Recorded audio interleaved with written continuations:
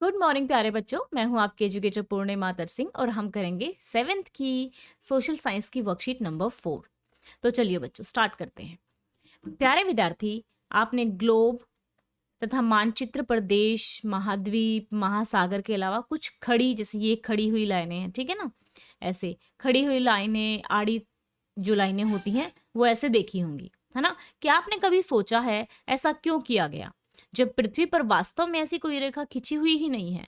देखो तो पृथ्वी तो बहुत बड़ी है ना, तो उस पे लाइनें तो खींची नहीं जा सकती। तो ये हमने जैसे पृथ्वी को हमने ये मान लिया कि जैसे फॉर एग्जाम्पल आप अपना घर बनाते हो या किसी बुक की पिक्चर बनाते हो। आपकी बुक की पिक्चर, बुक जो होती है वो इतनी छोटी थोड़ी होती है, बुक इससे तो बड़ी होती है ना, ठीक है। तो जो बुक होती है, आपने बुक की पिक्चर बना दी, वो जस्ट ऐसे ही पिक्चर बनाई आपने। तो सेम वे हमने भी अर्थ की क्या की, एक तस्वीर बनाई, एक तरीके से आप ये कह सकते हैं। और उस पर फिर हमने कुछ लाइनें खींच दी, ठीक है ना, इमेजिनरी, ठीक है, काल्पनिक संदर्भ रेखाएं हो गई वो।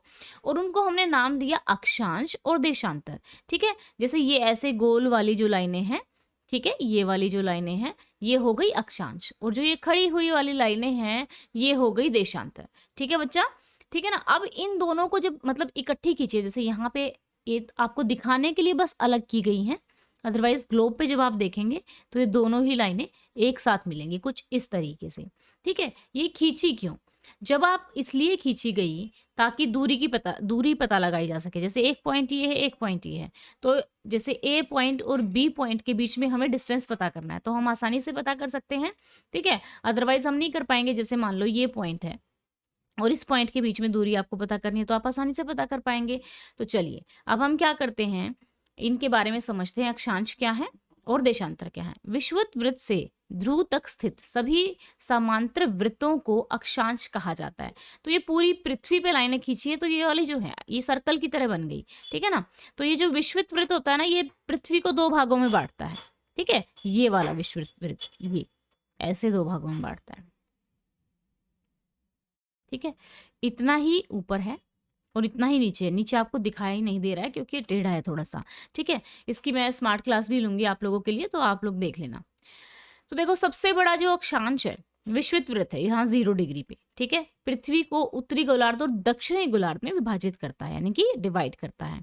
अक्षांश समांतर होते हैं, यानी कि एक दूसरे से कभी नहीं मिलते। समांतर जैसे ये दो रेखाएं हैं, इनको कितना ही आगे तक आगे तक आगे तक ले जाओ ये कभी भी नहीं मिलेंगे, है ना। क्यों? क्योंकि ये समांतर है, पैरेलल है।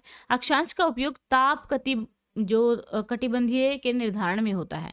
अब ये ताप कटिबंधीय निर्धारण क्या है, जरा इसको समझते हैं, ठीक है। एक मैंने यहाँ पेज ले लेती हूँ, उसके थ्रू हम इसको समझेंगे बच्चा, ठीक है ना। तो देखो क्या है ना, अब जो सूरज है, सूरज की जो रोशनी है वो पूरी पृथ्वी पर एक जैसी नहीं डलती। तो यहाँ पे अगर मैं मान लूँ कि ये हो गई पृथ्वी, ठीक है, और सूरज दूर है तो छोटा है, ठीक है ना। तो जो इसका प्रकाश आता है, जो इसका प्रकाश आता है, ये देखिए इस एरिया में ज़्यादा आता है, ठीक है, इस एरिया में ज़्यादा आता है। हुँ? और यहाँ पे तो देखो बिल्कुल एग्जैक्ट हमेशा सेम ही रहेगा, ठीक है। यहाँ पे थोड़ा कम होता चला जाएगा, यहाँ पे फिर और कम होता चला जाएगा, और यहाँ पे और कम होता चला जाएगा। तो इस एरिया को हमने, जिसमें हर समय प्रकाश रहता है, इस वाले एरिया को, इस वाले एरिया को, ये 0 डिग्री हो गया फॉर एग्जाम्पल, ये हमारा 0 डिग्री हो गया, इधर वाला ये 0 डिग्री हो गया, ये 0 डिग्री हो गया, ठीक है। इसके इधर और इसके इधर, ठीक है, तो ये हमारा ट्रॉपिकल एरिया हो गया, ठीक है। अब हम इसको मैप से समझेंगे। तो इसीलिए उसने कहा कि जो ताप है, ठीक है, उसको ताप कटिबंधीय इसलिए बोला ताकि वो सूरज की जो एक तरीके से ताप मतलब सूरज का जो टेम्परेचर है, ठीक है, उसका निर्धारण के लिए काम आता है। अब उत्तरी ध्रुव को दक्षिणी ध्रुव से जोड़ने वाले सभी अर्धवृत्तों को देशांतर कहा जाता है। उत्तरी ध्रुव कौन सा हो गया, ये उत्तरी ध्रुव हो गया, ठीक है, ये वाला उत्तरी ध्रुव है और ये दक्षिणी ध्रुव है। तो उत्तरी ध्रुव से जितने भी दक्षिणी ध्रुव को जोड़ते हैं वो सारे कौन से हो गए, देशांतर हो गए, ठीक है। प्रमुख यामयोत्र, ठीक है ना, ग्रीनविच टाइम 0 डिग्री पृथ्वी को पूर्वी गोलार्ध और पश्चिमी गोलार्ध में विभाजित करता है। देशांतर समांतर नहीं होते हैं, वो एक पॉइंट पे मिल जाते हैं, ठीक है ना, यहाँ पे नीचे जो है पॉइंटों पे मिल जाते हैं। देशांतर का उपयोग प्रमुख यामोत्र के सापेक्ष स्थानीय समय को निर्धारित करने में किया जाता है। तो जो है अक्षांश एवं देशांतर रेखाओं के बिना जाल को ग्रिड कहते हैं। जो एक ग्रिड बनता है दोनों को ऐसे वाला, इसको ग्रिड कहते हैं, ठीक है। इसका उपयोग किसी स्थान की वास्तविक स्थिति को जानने के लिए किया जाता है। ओके, तो अब देखो यहाँ पे क्या है, GMT क्या है, ग्रीनविच टाइम। अब ग्रीनविच टाइम है कि इसका मान जो है 0 डिग्री है, जैसे इक्वेटर यहाँ पे 0 डिग्री इस तरीके से है, तो ग्रीनविच टाइम यहाँ पे 0 डिग्री है, ठीक है, इस तरीके से। और इसके आधार पर ही पूरे देश का समयांकन किया जाता है। भारत में 82 डिग्री 30 मिनट्स पूर्व देशांतर को भारत का मानक माना जाता है, ठीक है। और भारतीय मानक समय जो होता है ग्रीनविच टाइम 5.5 मिनट आगे है, यानी कि अगर मान लो यहाँ पे 12 बजे है ग्रीनविच टाइम पे, तो यहाँ पे हमारा इंडिया हो गया, तो यहाँ पे जो है सुबह के 5:30 बजे होंगे। तो अब आपके क्वेश्चन में, सेकंड क्वेश्चन में मान लो यही पूछा है कि दोपहर के 2 बजे हैं, तो दोपहर के 2 कितने होते हैं, दोपहर के 2 14, मतलब ये लगा के देखो 14 बजे हुए होते हैं।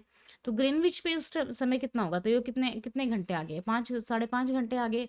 तो यहाँ पे कितना आ गया, यहाँ पे आप देखेंगे 9 आ जाएगा, ठीक है ना। और इसमें से आधा घंटा और माइनस करना है, तो कितना होगा, 8:30 बजे हुए होंगे, ठीक है ना। तो चलिए अब इसको, इन क्वेश्चंस को करेंगे हम। दिए गए चित्र को ध्यानपूर्वक देखिए तथा सभी महत्वपूर्ण अक्षांश एवं ताप कटिबंधियों को सूचीबद्ध कीजिए। तो ये सारे इन सब के ना नाम लिखने हैं। जो ताप कटिबंधीय है, ये है एक, तो ताप एक ये है, ठीक है, और ये वाला है। इसी तरीके से ये दक्षिण में हो गए, ये उत्तर में हो गए, और जो रेखाएं हैं उनको आपको लिखना है। तो चलिए किस तरीके से आप लिखेंगे एक बार देख लीजिए, ठीक है ना। ये आप देख लेंगे यहाँ पे, एक सेकंड के लिए। ओके फाइन, कहाँ पहुँचे हम, वन नोट ओपन करना। तो यहाँ पे देखो ऐसे लिख लेना, विषुवत वृत्त, ठीक है, जो 0 डिग्री है, ठीक है ना, 0 डिग्री पे है, ठीक है ना। उत्तरी ध्रुव, तो यहाँ पे पोल्स पे उत्तरी ध्रुव, और ये दक्षिणी ध्रुव है। इसके अलावा 4 अक्षांश और महत्वपूर्ण हैं, जो कि 23 डिग्री एंड हाफ है, ठीक है। उसके बाद उत्तरी गोलार्ध में कर्क रेखा, जिसको कर्क रेखा कहा जाता है, 23.5 डिग्री को कर्क कहा जाता है, दोनों तरफ होता है, ठीक है। विषुवत वृत्त के 60 डिग्री उत्तर में उत्तरी ध्रुव आर्कटिक वृत्त कहते हैं, और विषुवत वृत्त के 60 दक्षिण में दक्षिणी ध्रुव आर्कटिक वृत्त कहते हैं, ठीक है। तो चलिए ताप कटिबंधीय क्या होंगे, उष्ण कटिबंधीय, उत्तर शीतोष्ण कटिबंधीय, दक्षिण शीतोष्ण कटिबंधीय, उत्तर शीत कटिबंधीय और दक्षिण शीत कटिबंधीय, ठीक है बच्चा। पता लगाए भारत में दोपहर के 2 बज रहे हैं, तो ग्रीनविच में उस समय क्या बज रहा होगा। भारतीय मानक समय ग्रीनविच बीच से जो है, मतलब ग्रीनविच के बीच से देखा है 5.5 मिनट हमारे देश से 5.5 मिनट 30 घंटे आगे, इसलिए जब भारत में 2 बजे होते हैं, ठीक है, भारत में 2 बजे होते हैं, तो यह लंदन में सुबह 8:30 बजे बजा रहा होता है, क्योंकि लंदन का जो समय है हमसे, मतलब हम 5.5 घंटे आगे हैं। तो वो जो है वहाँ पे अगर हमारे यहाँ दोपहर के 2 बजे हैं, तो हमारे यहाँ पे सुबह के 8:30, तो वहाँ लंदन में सुबह के 8:30 बजे, ठीक है बच्चों। तो ये थी हमारी आज की वर्कशीट। आई होप सो आपको अच्छे से समझ में आ गया होगा। अगर कोई डाउट है तो आप कमेंट करके पूछ सकते हैं। Thank you, have a nice day, may God bless you.